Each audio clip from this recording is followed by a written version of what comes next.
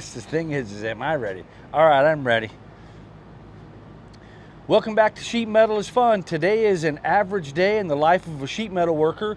So I wanted to come out and show you a unit that we had just connected some ducts. We made them and connected them.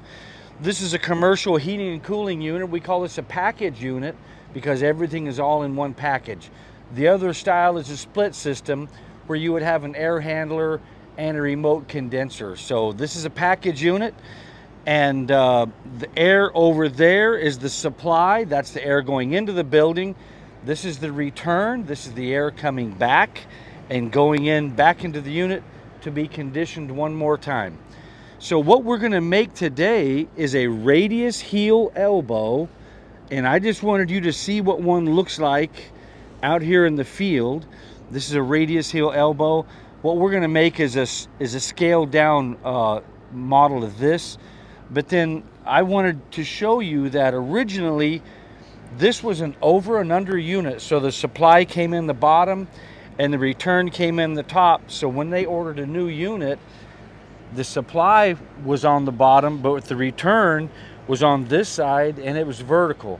So what we had to do was come up with the transition, the elbow, and another really fast elbow, and then another large elbow, so that the air could get back to the AC unit, AC heat unit. And so this is what we're going to make today. We're going to make a radius heel. This is the heel out here. These are the cheeks, and this is the throat. This one has about a 3x3 throat. So throat, cheeks, and the heel. Let's get back to the shop and I'll show you how to make one just like this, only smaller. I'll see you back at the shop. Welcome back to Sheet Metal is Fun. Just like in the introduction, today we're going to make a square elbow with a radius heel. So come on in, I want to get started. Before we get started on our square elbow with the radius heel, I want to show you just an average day of what we do. This is, I think I mentioned last time you guys were here that we're building a food truck for somebody. They went from a 20-inch to a 22-inch fan. So this is an exhaust fan adapter. These are the restraining straps for the fire suppression tank. And this is just a PVC film. They put that on there when we buy the material. It comes with PVC so that we don't scratch it up when we're fabricating. And then when we're all done, we take it off. Straps for the fire suppression tank. This is, we also thread stainless steel pipe. You wouldn't think that a sheet metal shop would be the right place for that, but here we are doing it. So inside the food truck, it has a 3-compartment sink. These are going to go under each leg. This is a typical sink leg. This is one that we cut off. And so what I made is a socket so that they can anchor the socket to the floor. This is a drain hole because you don't want this to be a watertight connection. You want to have a little bit of movement. So these are going to be the 4 legs of the sink. And I don't know if you can get in here and see that weep hole, hon. And can you see the stainless steel weld on there? Ooh, nice. I'd hire me. All right, so I just wanted you guys to see a little sample of what we do. And when I first began doing stainless, it was a long time ago, and I was on a job doing galvanized work, and the job site superintendent came over to me and said, "Hey, do you know anybody that does stainless steel work?" And I went, yeah, me. And so he goes, "Oh," and he gave me some work, and I went back and figured out how to do it.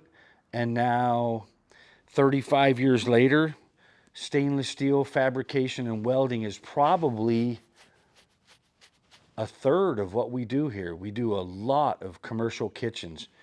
And so let's get these things. I just thought you guys might get a kick out of seeing an average day at a sheet metal shop. And when people ask you if you know how to do it, you want to always be that person with your hand in the air. Hey, does anybody know how to? Yeah, me. We've had customers come in, and when they leave the shop, they come in and go, "Hey, do you?" I say, "Yeah." And then after they leave, Stacy goes, Have you ever done that before?" I go, "No, but I know with what I know, I'll be able to figure out how to do this too." So come on in. Let's make a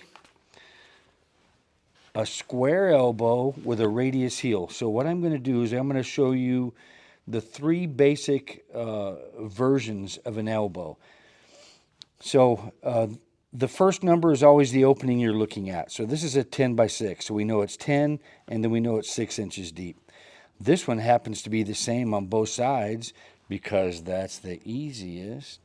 So this is a square elbow with turning vanes. So as the air is traveling through here, the air will be directed by these turning vanes.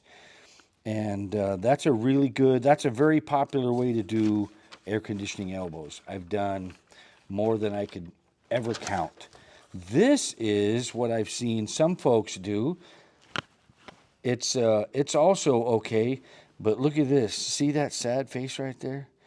See how this is cut off at a 45 degree? I'm going to show you why that face is so sad. We are going to take our dividers and we're going to put them on this opening right here. And we're going to strike our arc, our radius from this point right here. I'm going to show you why this is bad. Watch the end of my dividers. Oh, look where my divider is. It's way out past this line. So what I'm going to do is just going to make a little radius, and I'm going to show you what this should look like.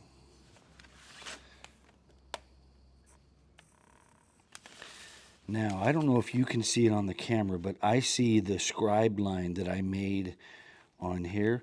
So what we have to do is we have to intersect a tangent of that scribe line.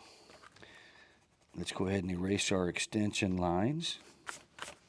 Now let's erase the sad face, because this is no longer sad. Well, it's kind of sad now. Me too, if I got to be honest with you. I'm a little sad.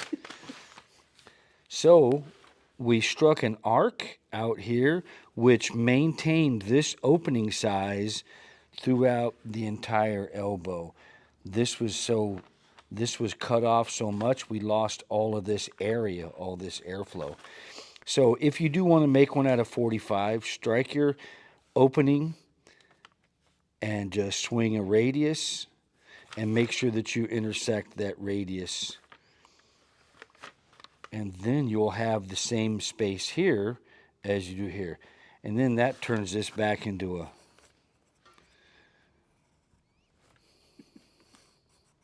Oh yeah. See that? That's Elsa. She might come and go during the lesson. So what we're using on this project today that we have also used on all of our prior projects are dustpan, heart-shaped box squared around, gardener's helper, organizer bin, plenum, tool tray. Is we're using 26 gauge galvanized. It bends, it's pliable, and it accepts the forming process very well, and it's durable, and it's one of the most affordable of all the materials. So today what we're going to make is a square elbow with a radius heel. The heel is this part back here. The two sides are the cheeks, and this is the throat. I always thought if this is the throat and these are the cheeks, this should be called the back of somebody's head, or the back of a head, the back of the head. It doesn't get any better every time I say it. No, I think it should be called the heel, right? I think the heel flows real nice. So we have the cheeks, the throat, and the heel.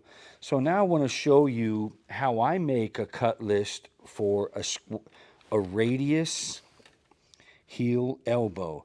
The first thing I'm going to do take my opening. This is a 10 by 6. The first number that you see is always the one you're looking at. And so we know this is 10 inches across here, and we know this elbow is going to be 6 inches deep when we're done. This is going to have an S and drive connection on both sides. S and drive, I've always worked in California, so in California we call this an S and a drive. Where you're from, some of these things are regional. They may have another way to say S and drive, slip and drive, and or any other thing, any variation is fine, because in the end the air doesn't really care. So we use a square throat. It's easier to make, and I think something that's interesting is that air has weight, and because air has weight, it is affected by gravity, and it's also affected by centrifugal force. So in a perfectly sealed car, if you're driving down the road in a perfectly sealed car, your windows are up, there are no leaks. We're just going to say that just as an example. And you had a helium balloon floating in your car, in the middle of your car, just over your right shoulder. Well, if you drive on the left, well, just in the middle of the car.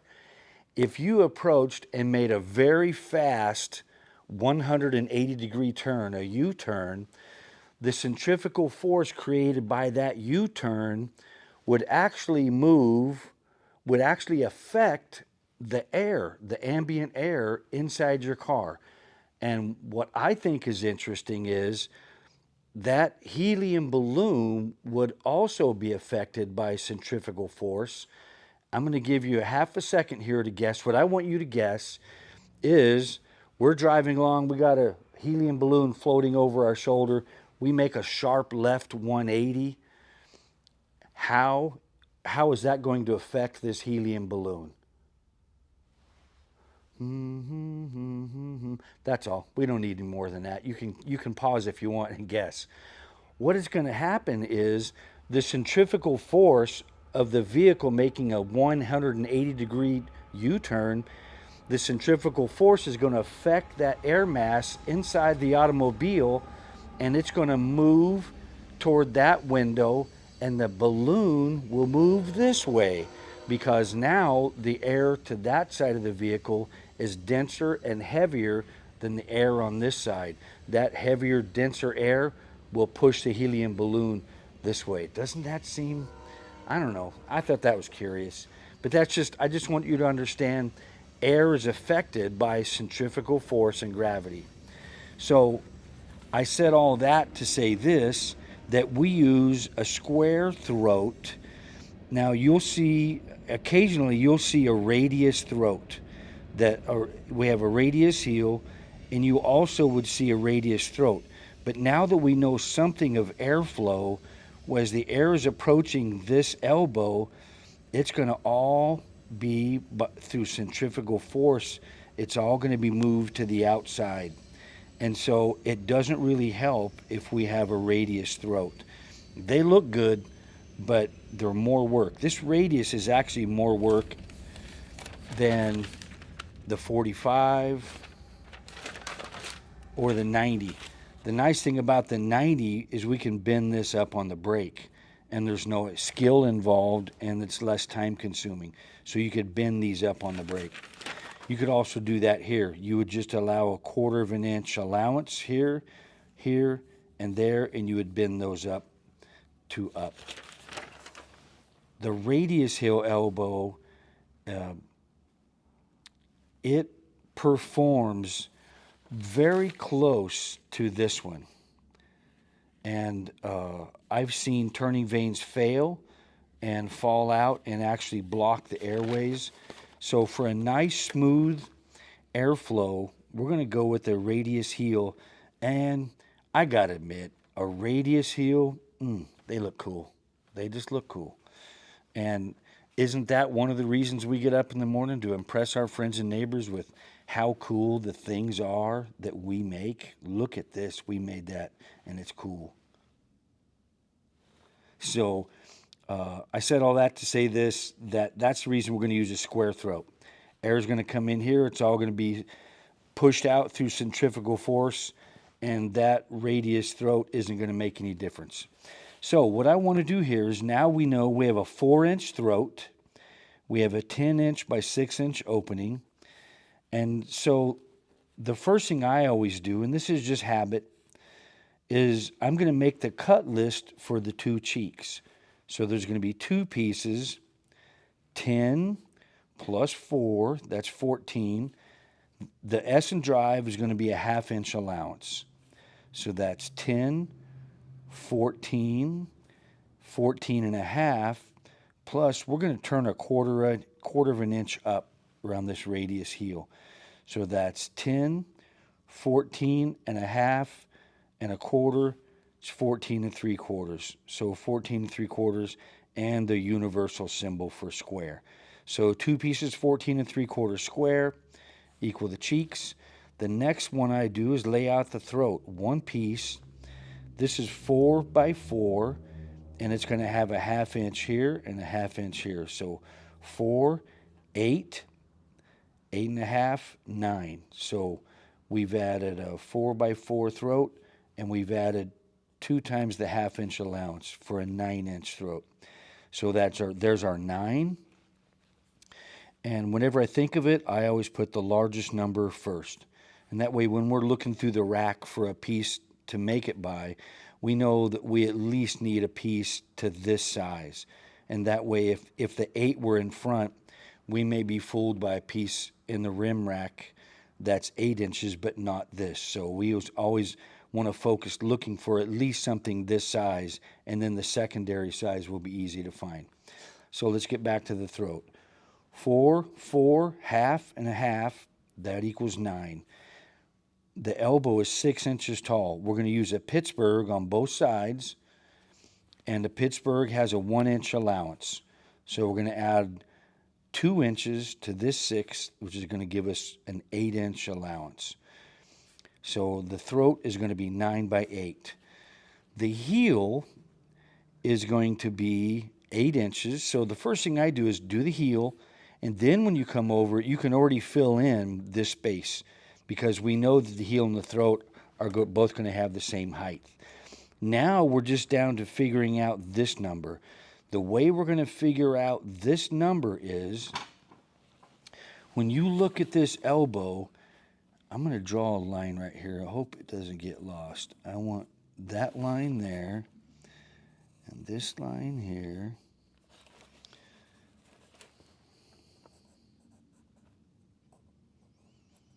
I'm just going to draw an arrow just so these 2 lines can be differentiated from all the other writing. So I've drawn a line from our radius point straight across. So I'm going to make a mark right here. All I did was transfer this line over to this side. Now let's transfer this line up to here. How we looking, Elsa? Hey, you're looking good. So I've transferred this line over here, this one up to here. So now the only thing we'd have left is to figure out how far is it around this distance right here. And the way we do that is,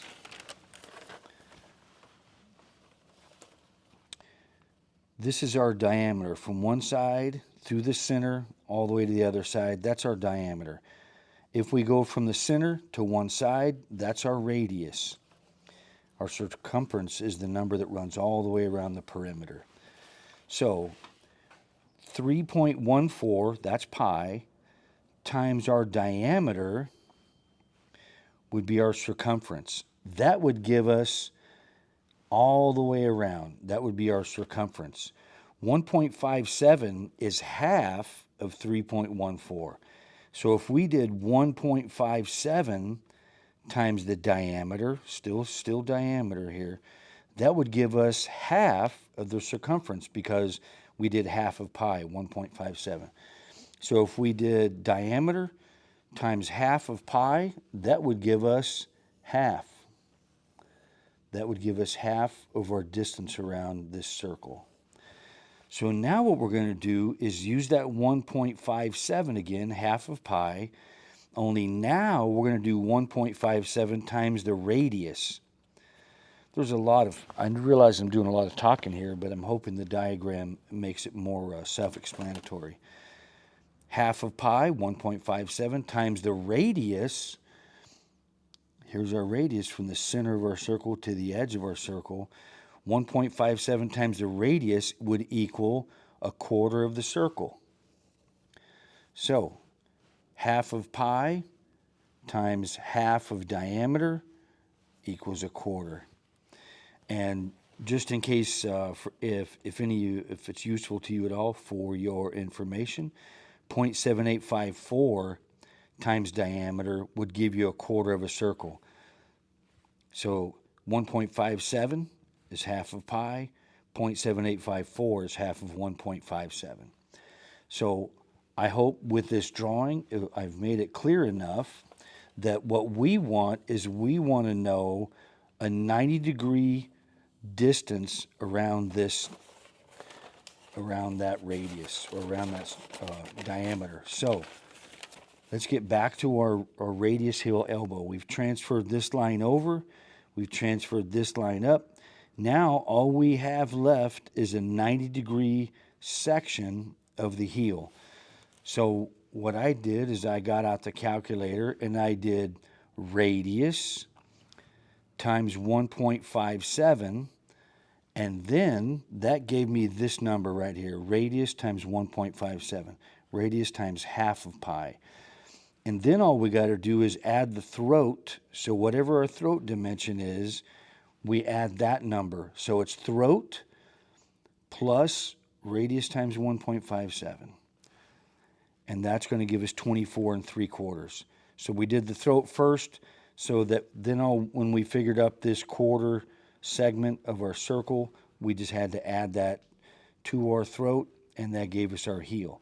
So now that takes us to the place where we have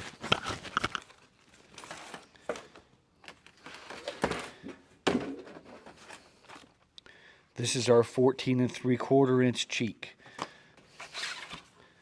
Whenever we make these, we're going to put a lot of writing in here to help us make this. So when we make them, let's keep that writing to the inside of the elbow. So I'm going to flip this other cheek over. So fortunately for us, today's example was the same opening here as it is here, and the throat was the same. We had a 4-inch throat each way. So that meant it'd be really hard to get this wrong because they're both the same. That's pretty handy.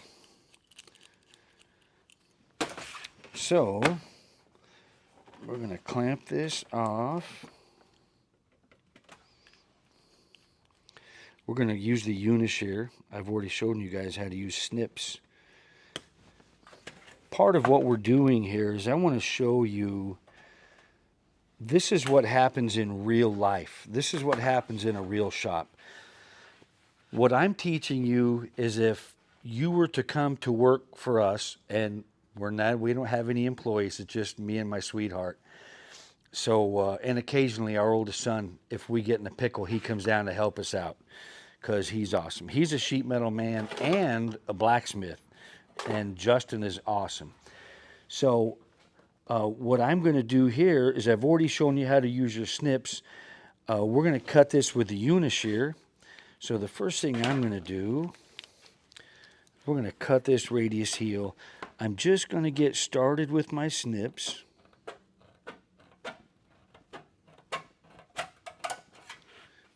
It's a pretty good start, isn't it, baby?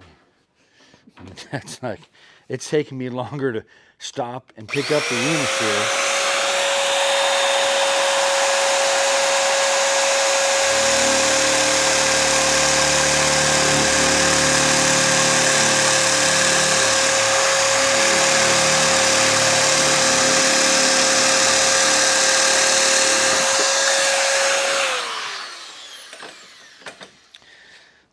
Let's get those out of our way.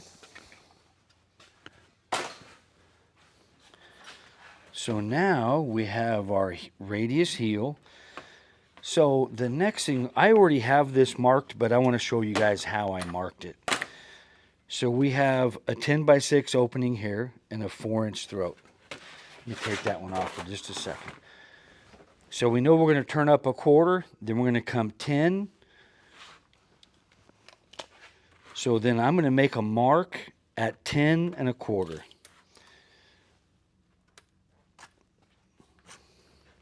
I just made a mark at 10 1/4. You may not be able to see it because of the shine of the metal. Same thing here, 10 1/4. Now we're going to take our combination square and I'm going to scribe those lines, scribe that line in.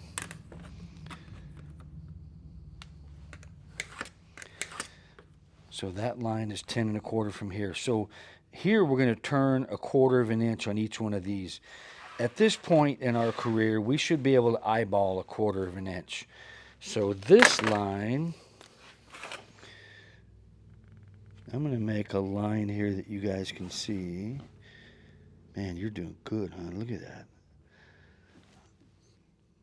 Oh, yeah. For those of you that can't tell, I'm actually looking in the monitor. Yeah, thumbs up. So here is that line, and now I'm going to come over 1/4 of an inch on either side. One of the things we want to do when we're adding 1/4 to a line, we know this is our keeper, this is our fitting. I've written a note here, don't cover. I'm going to add 1/4 of an inch here, so I don't want to cover up my fitting. I want to be able to see this distance right here. So I'm going to show you, this is yeah, and this is no. Look, I'm covering the part that I really should be able to see, and then if there's a mistake, I may not catch it. But if I come over here, I can see I have a parallel line. You know, maybe my square is off, or maybe I'm looking at the wrong scratch in the metal. You can see there's a lot of scratches on our metal.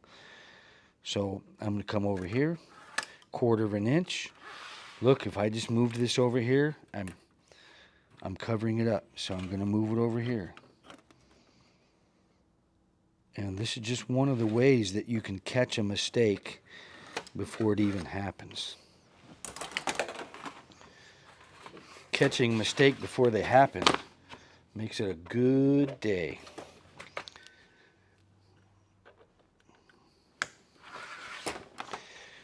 And since this is 26 gauge galvanized, it's pretty thin.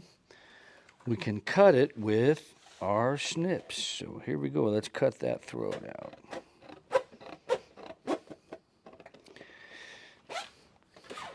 Put your end of your snips at the end of the notch. That's the only time you close your snip all the way, is when you're at the end of the notch, at the end of the cut.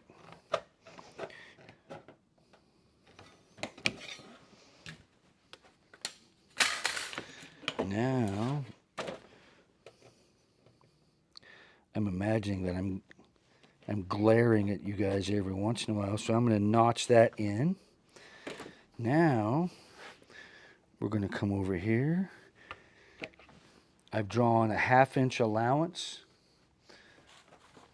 We're just going to call it an S and drive because that's what it's been my entire career. S and drive connection that has a 1/2 inch allowance. So I have scribed a 1/2 inch across this opening and a 1/2 inch across that opening. Sometimes this could be a flange. Wait right there. Let me see if I can find.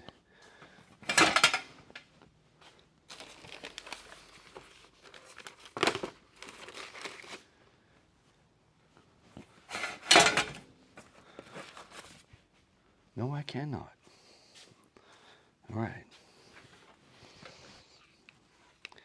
So we're going to go over here, 1/2 inch, and the 1/4 inch around the outside of the heel.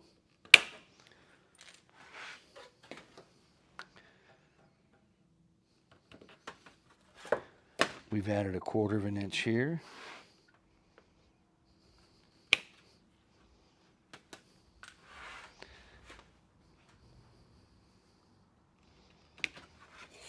Man, this thing's going to be beautiful.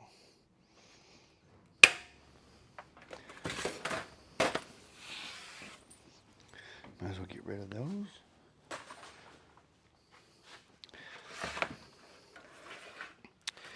Now, just for fun, we are going to put a mark on the middle of the heel.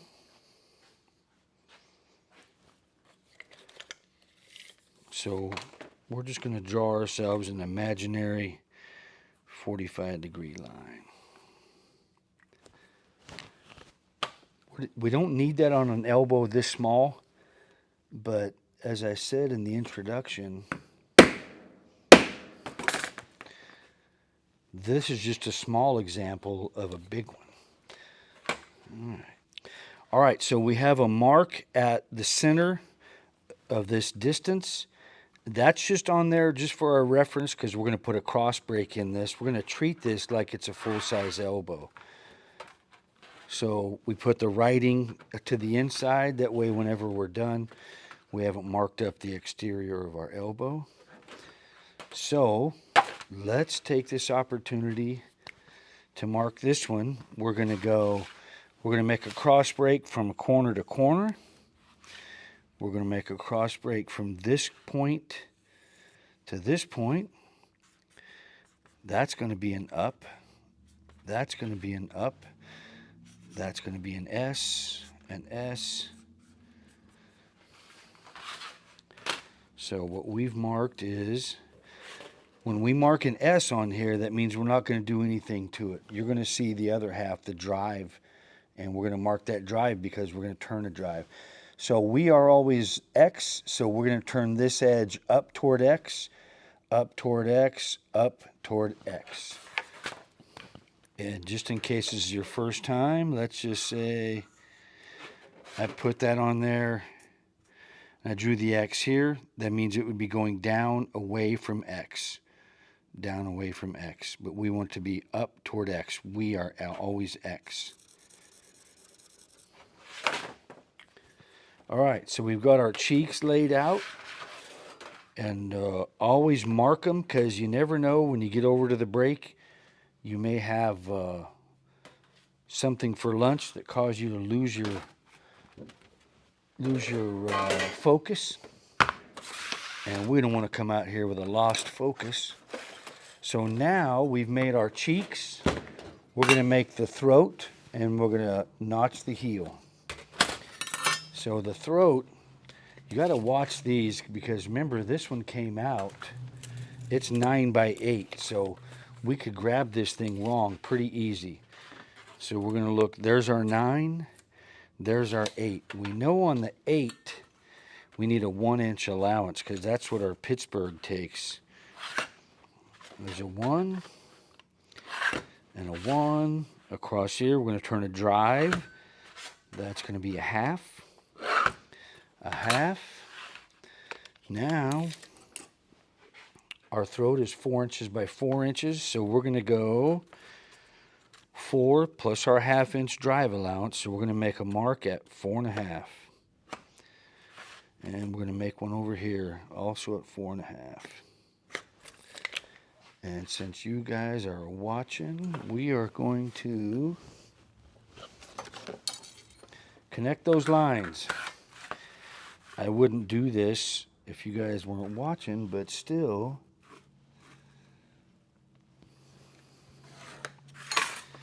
So now I have a piece that's 9 inches long. I have a 1/2-inch allowance for my drive. I have my 4-inch throat, and my other. Tell me, what do you think? Right there? Man, that was nice, baby. I like it when you hold my hand halfway through the project like that. All right, so let's go ahead and notch this. We're going to notch our drive. Be careful when you notch that your last cut is always forcing the piece down.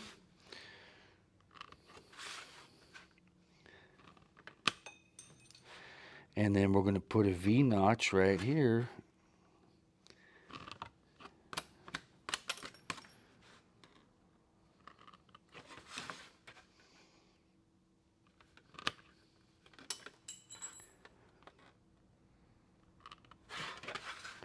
Sometimes when these pieces don't fall off on their own, that's super good, because that ensures that we have not made an overcut. If we overcut both of these pieces, the piece drops out real easy, but it leaves you behind with an overcut. We don't want that. We want just right cuts. So now, here's our throat. Let's mark this. This is going to look like this.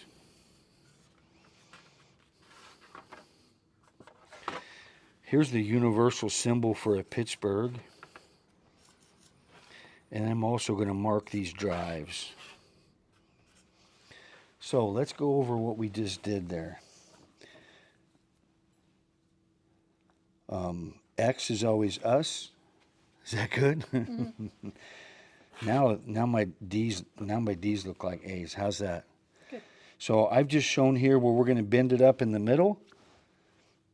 This bend is going to go the opposite away from X. And I'm looking at the Pittsburghs and the drives. That one's marked. Let's go to, that's the throat. The heel gets the same markings on the end, except it doesn't get the notches. This gets notches because it's a square throat, and that's where we're going to bend it. So now,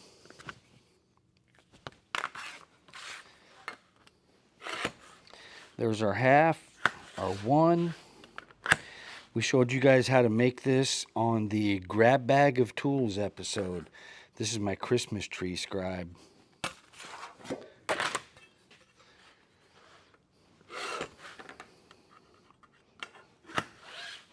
One inch, and our ½ inch. So we don't want overcuts, so we're okay if it hangs on a little bit, that's good.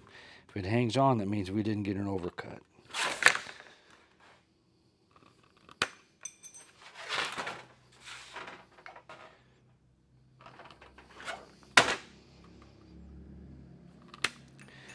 Every air conditioning and heating shop around the world needs somebody at their business to do what we are doing today. So if you were wondering, does this knowledge provide an opportunity? This would give you an opportunity at any air conditioning shop anywhere in the world. Because one of the things the air conditioning shops do is they do change outs. I am an air conditioning contractor, and so that's a really popular money-making move, is to sell new equipment.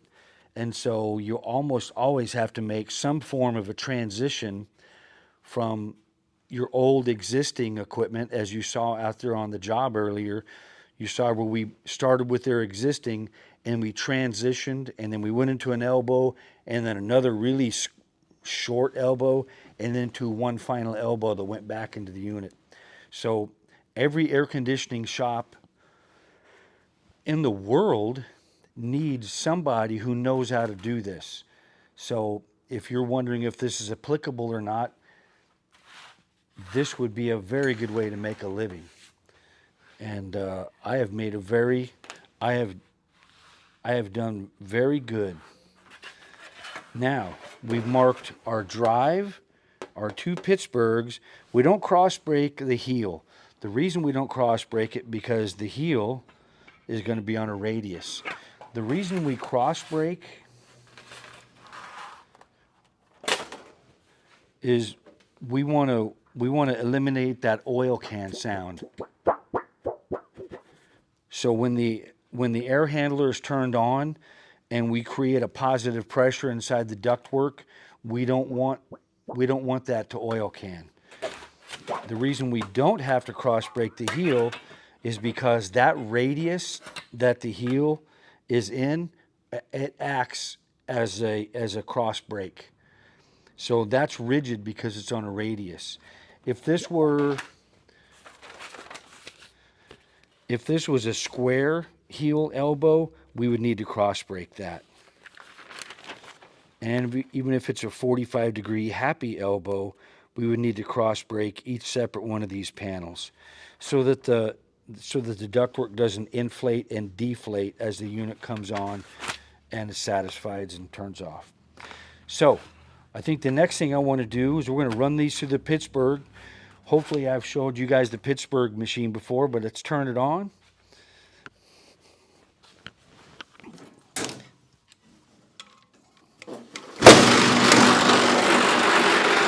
That's noisy.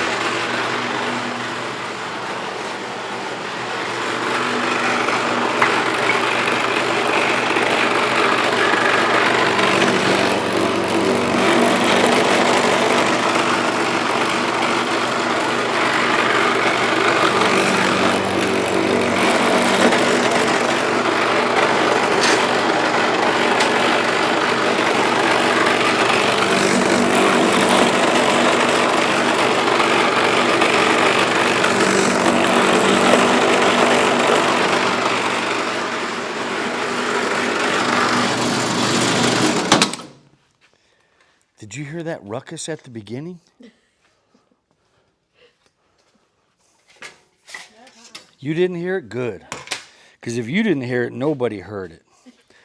All right, so first thing we're going to do is we're going to come over here to JB and we're going to bend up our drives. We're going to bend up our drives on the heel. So I'm putting a mark at 1/2 inch. That's what a drive is, a 1/2 inch allowance. So we're going to come over here to JB. And I want to make sure I show a tiny bit of line, that I don't overbite this. Because if you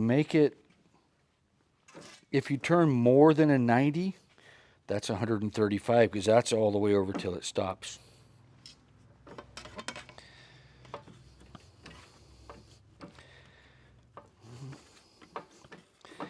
So they make drive turning machines, but we don't have a drive turning machine. We turn our drives on the brake.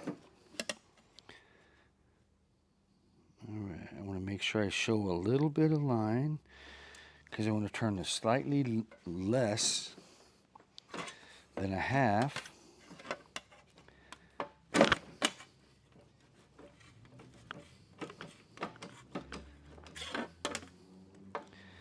Now the drive, I think on one of our future lessons, I'm going to show you how to make a S and drive connection.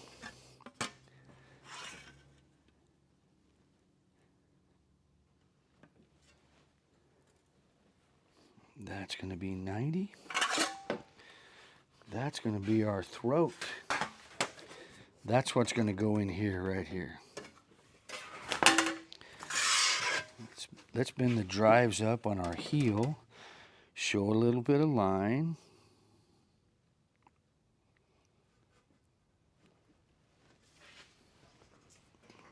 I like it.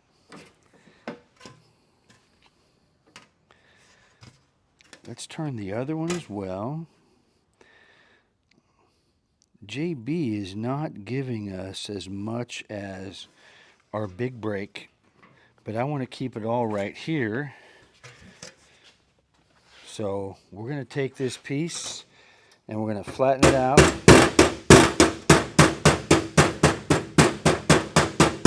Man, that looks just as good as the one I bent on the throat.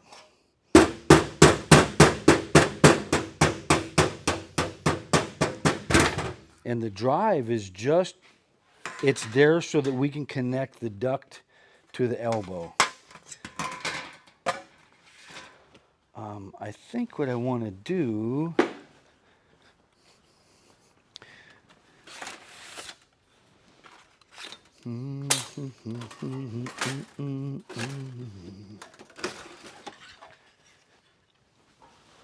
we're going to take a couple of pieces of scrap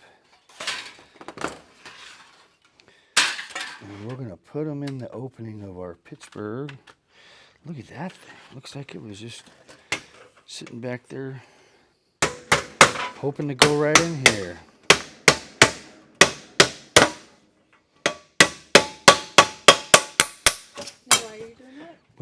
So the reason we're going to put this piece of scrap in here is because we're going to run this through the rolls, and when we run it through the rolls, it wants to flatten out this Pittsburgh, and then it makes it hard to assemble. Man, that was a good question, baby. How'd you like the answer? I liked it. Well, I already knew the answer, but I know it. That's one of the things that makes you. So you were asking on the behalf, you were asking for a friend, right? You already knew, but you were asking for a friend.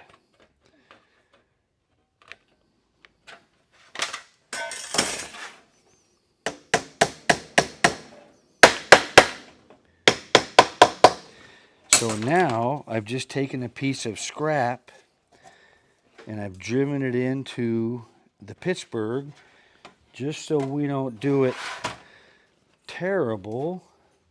We're going to take our throat, because if you remember back when we were deciding how long our heel was going to be, the throat was the line that we moved up. And so this is the radius. Now, let's do, and we want to stop.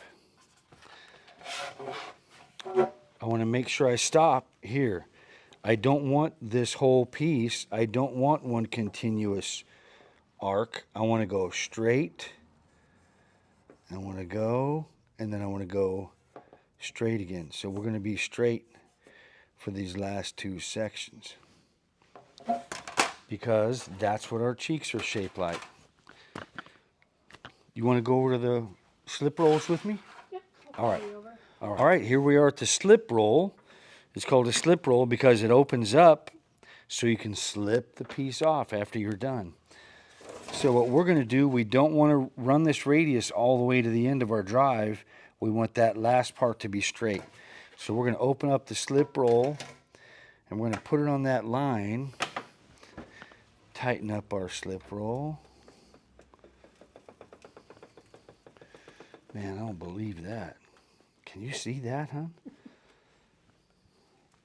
You know what I'm going to do? I'm going to pretend like it always goes just like that. So we rolled up the section and did not roll the part that is going to be the last part of the heel. All right, let's head back to the bench. So we just came back from the rolls. We just rolled it up. Now we're going to take out these two pieces of scrap, and we're going to bend it and bend it over. Don't just pull. Don't just try to pull on that. I don't even have to tell you. No, I don't think I had to tell you that. Forget I said that. You wouldn't do that.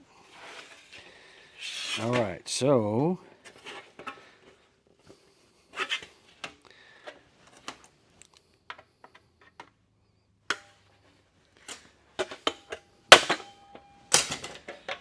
now I'm just going to take this and I'm going to bend it to the inside. And as you bend it to the inside,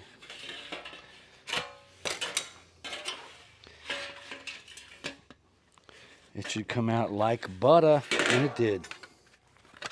All right, now we have our heel and our throat.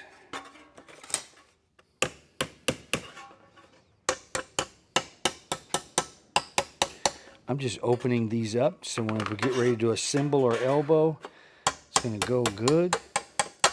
This hammer, I don't know if I've told you, my son Justin, who is a sheet metal man and a blacksmith, he made this hammer out of a broken axle I had laying around.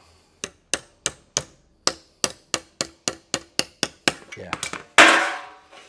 All right. Now, as far as what step do we do first, anytime you're going to do any bending on this piece, the first thing you do, number one thing, is always the one that causes the least amount of change to the component. So first, let's put our cross brakes in, because this will make almost no difference at all. So keep in mind, on a 10-inch elbow like this, we don't need a cross break. We're pretending that this is a giant elbow that just got stuck in the shrink ray. So I'm just going to give that a little bit of a cross break. I went corner to corner.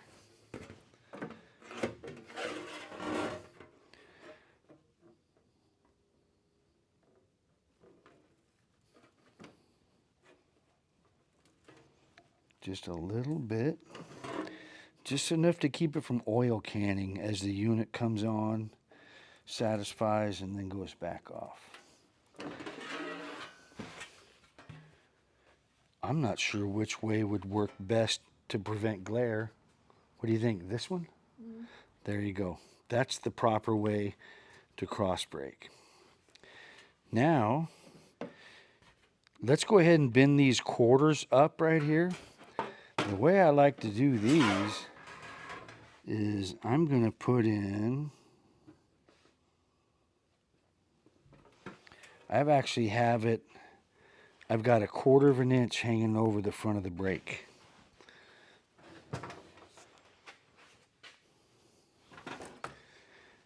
And don't you guys ever take a hammer to a brake, but this is a mallet.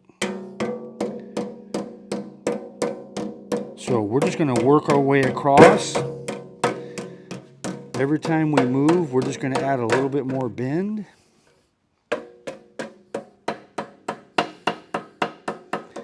And then we'll finish it up with a pair of hand seamers. Now I'm going to come over here to this side. We're going to do the same thing. We're going to set that we're hanging over 1/4 of an inch.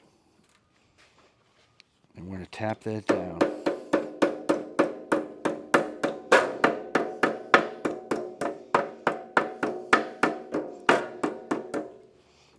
We don't have to hit it with everything we have. We don't have to hit it with everything. We're going to take our hand seamers and then we're just going to go back and sweeten it up. Wherever it's a little light, we're just going to sweeten it up.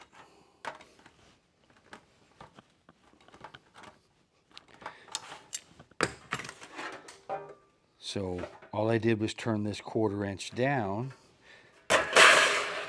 Let's do it the same way here. Oh, first cross break. Hey, wouldn't that be funny if I just totally did this thing wrong?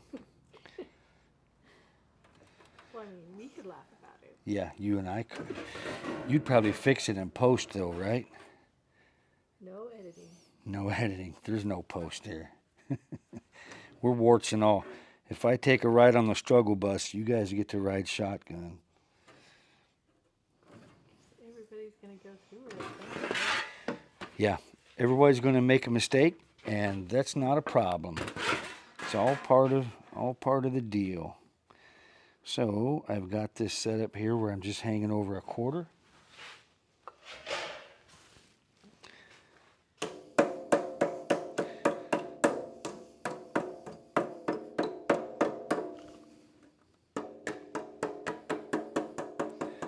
We don't have to hit it super hard because we're going to finish it off with our hand seamers.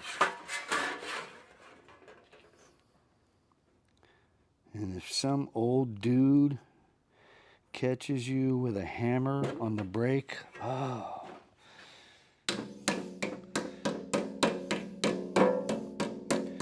Somebody's going to need CPR. And it's going to be either you or the old dude.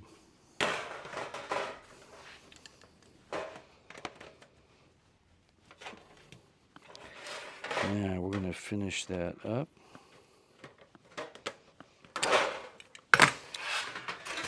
Now, since I try to encourage you guys to make these things at home, let's see, I think we're done with the dividers. Let's move those out of the way. We're still going to need, I want to encourage you guys to do some of this at home, and if you don't have all the snazzy tools that we have, so what I've done today is I just took a piece of scrap aluminum bar. It could be steel, it could be anything else that you have, and I cut notches in it. And what we're going to do is we're going to bend up the 1/4 inch around this radius heel elbow.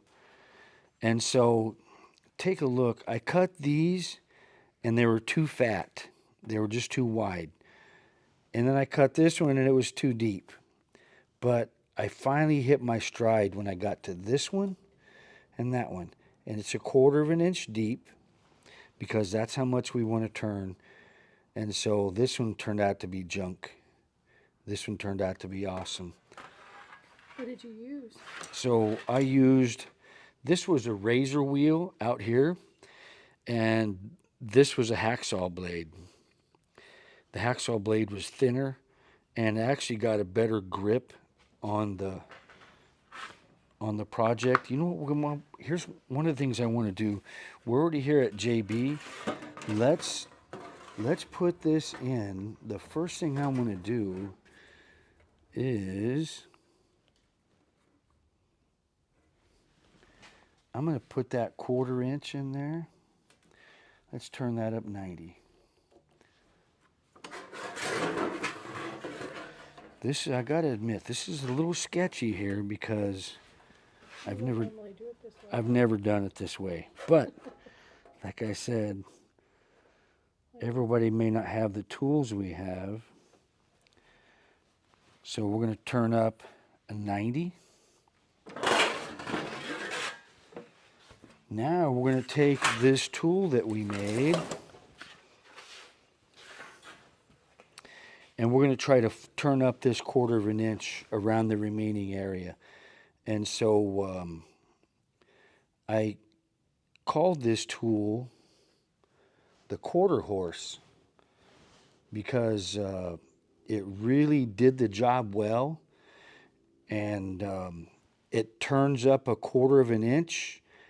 And when I tried it before you guys got here, it worked so well that I yelled "ee-haw" so loud, I actually lost my voice for a couple of minutes. So, turns 1/4 inch and lost my voice for a little bit. So it's going to be called the 1/4 horse. You didn't see that coming, did you? Nope. Gotcha. All right, so let's take a little bit of this out here.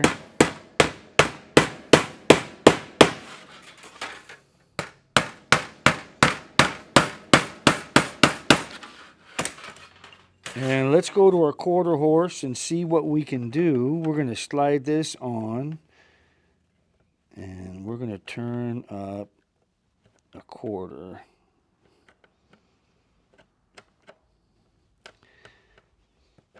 So what I'm doing here is for all those of you out there in sheet metal land and you don't have the tools that we have, this will allow you to still make a sweet elbow, something that'll impress your friends and neighbors, and didn't cost a lot of money. I don't know what the 1/4 horse cost, but it wasn't much. So you can see the fact that I cut the notch 1/4 inch deep was pretty important.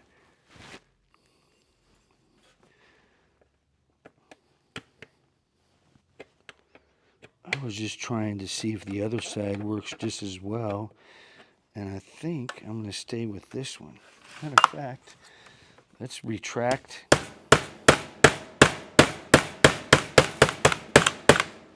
Let's take that back and go right back to where we were. We were on a roll.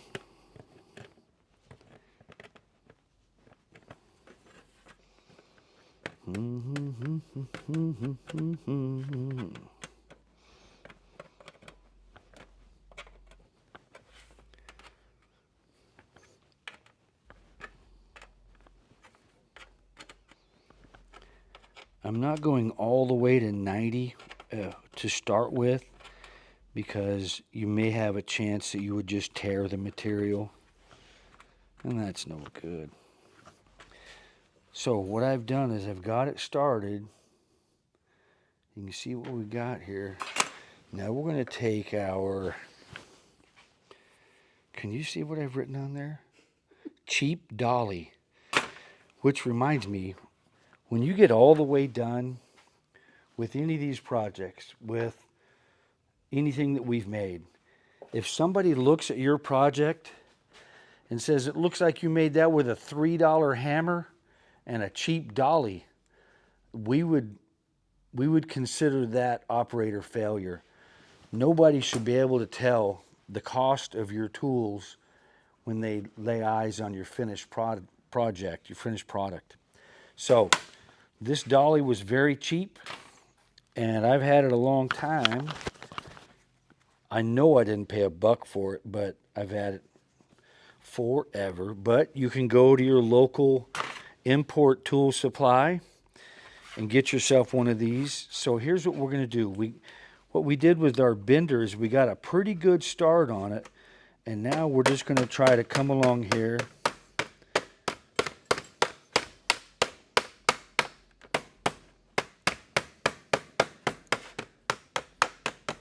and straighten this up. Take some of the wonkiness out.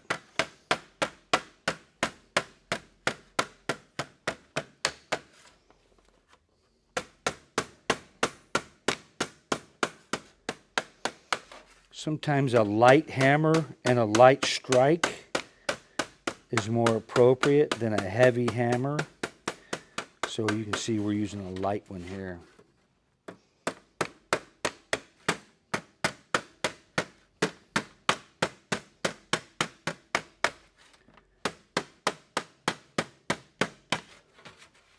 And if somebody doesn't have a little JB, they can refer to our lesson of the tool tray, right? Yes.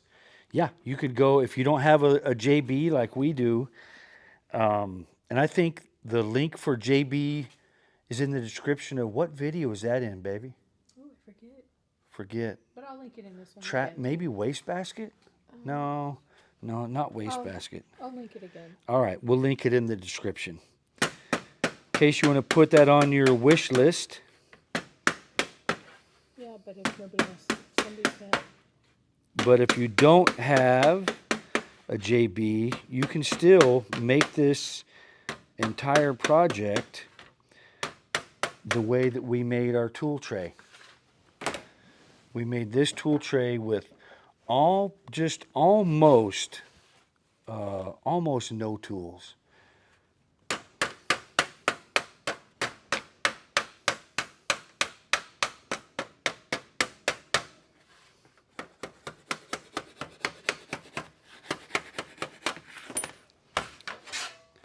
All right, so look at that.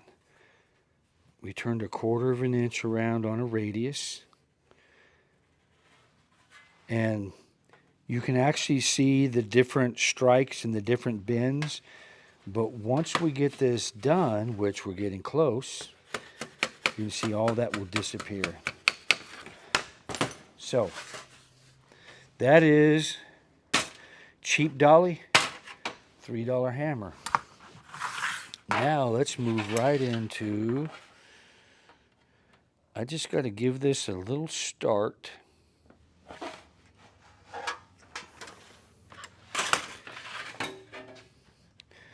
This particular one's called a maple wood. Most of these are, you would get a Lockformer brand, which is the brand who makes the Pittsburgh machine. They also make the tool that turns 1/4 of an inch up on a radius, and that would be an easy edger. But this is just a different manufacturer, and this is a maple wood. This one's right around the turn of the century, so it's right at 100 years old, I imagine. So what I'm going to do is I'm going to feed this in here. This is one of the few tools in the sheet metal shop that require practice and skill.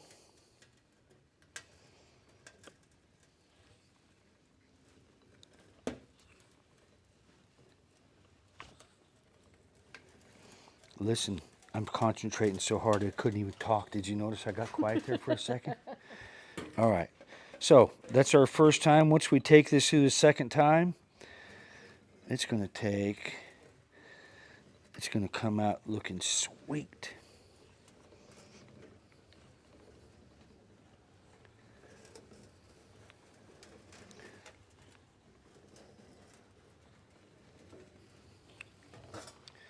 Look at that. So,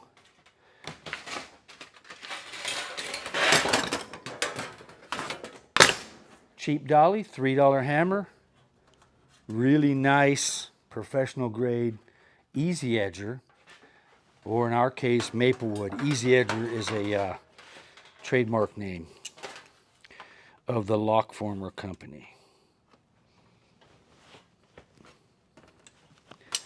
All right, now the fun part. Let's put this thing together. I always start with the throat. We're going to lay the heel out here.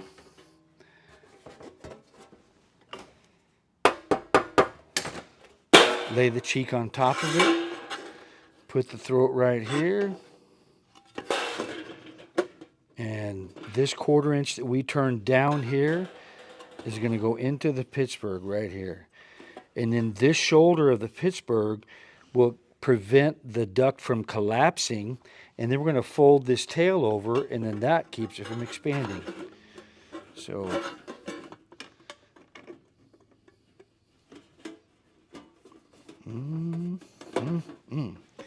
all right, so let me get a little bit started here.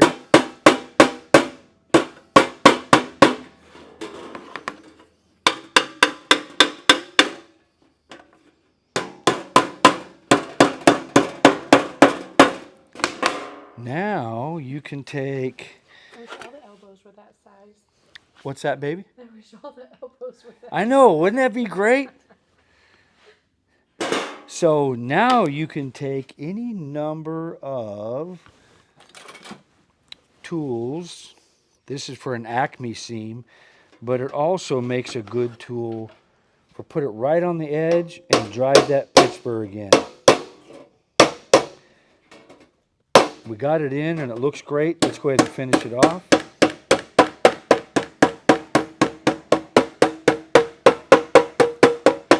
Do the same. This is why sheet metal workers are called tin knockers. Tin knockers, that's right. That's why the smart ones have earplugs.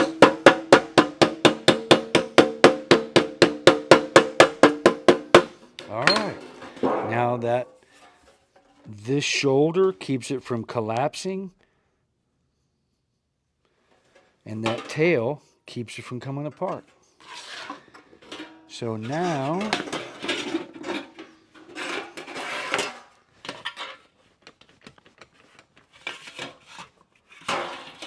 I was just giving it a real quick, the closer it is, the easier it goes together.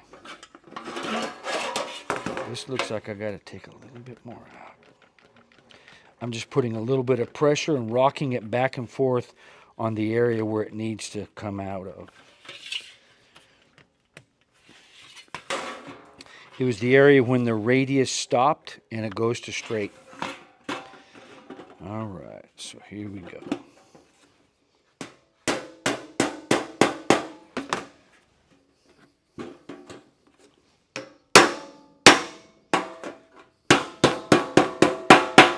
So I'm just going to lock that in, and then we're going to walk this around.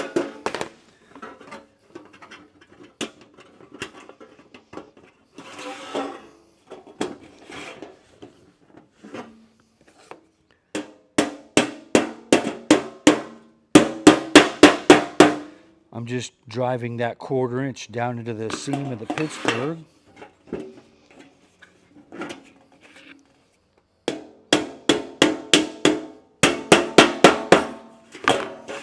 And I just strike it over, just peen it over once in a while so you don't lose what you have.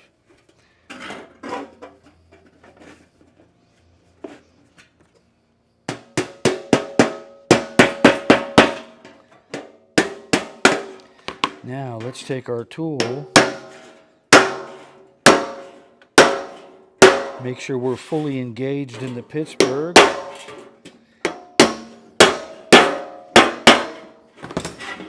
Let's go ahead and finish this off.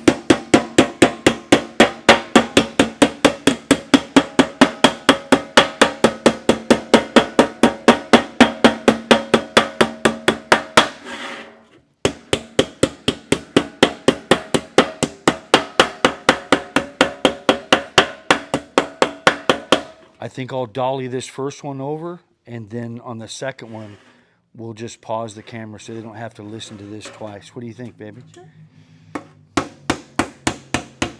So you want to make several passes. You don't want to just start right off and fold the whole piece over. So you can see what I'm doing here is making several passes, and that's going to give you a smoother finish.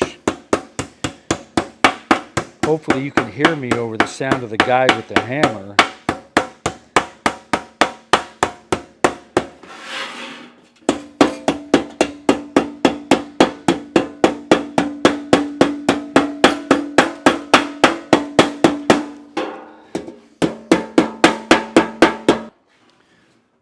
All right, I just realized that we did one side already. This is the one we turned into maple wood. And then what I did is I started with the throat again. The nice thing about starting with the throat, it's easy, it's small, and it also holds everything in place. But as I was putting this one on, I realized that I didn't want you guys to think that the one that we formed with the quarter horse was going to go together any differently. So just so that there's no hocus pocus, this is the one we formed with the quarter horse.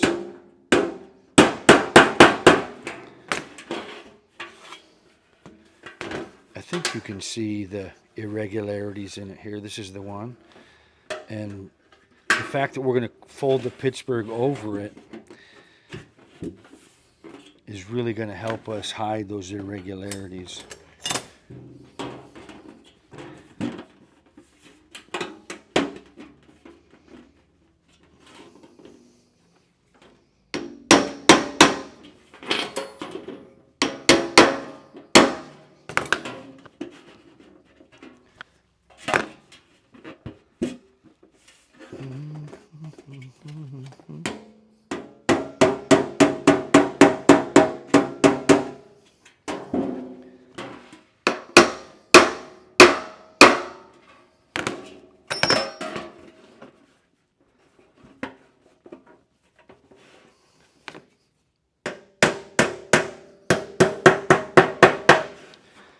Now I'm just going to go back and tuck that in.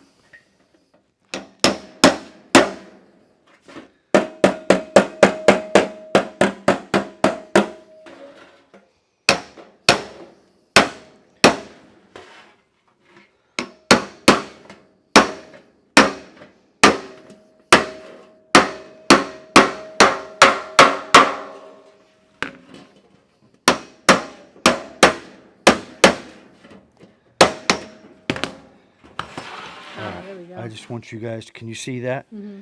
I just want you to see that we got the hand formed, the quarter horse cheek down into the Pittsburgh. And now we're going to dolly it over.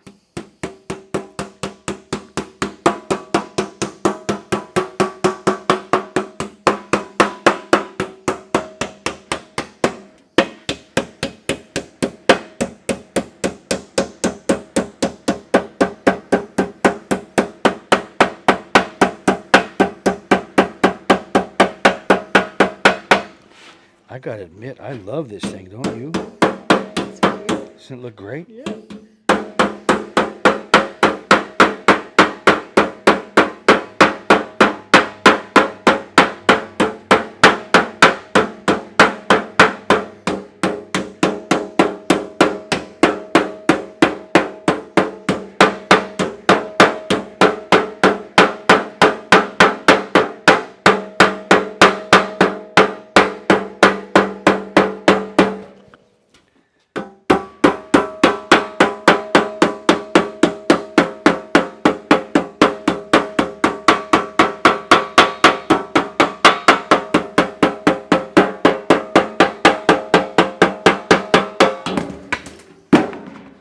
Look at that. Now, you can't tell the quarter horse side from the Maplewood side. They both look the same. So this is 10 inches by 6-inch duct. This is drives. Drives always go on the short side, S's on the long. And maybe one of the very next lessons, we'll show you how an S and drive connection goes together.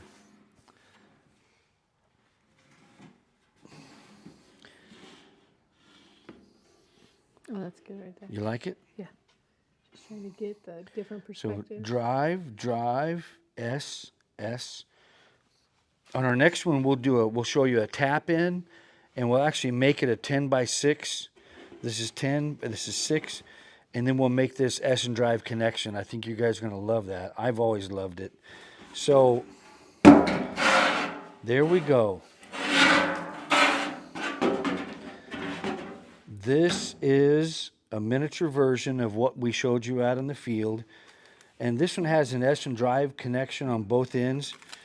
But this is this is the makeup air unit for a restaurant. We're putting the kitchen hood back in. The restaurant had a fire and we took the hood out. We're putting it back in.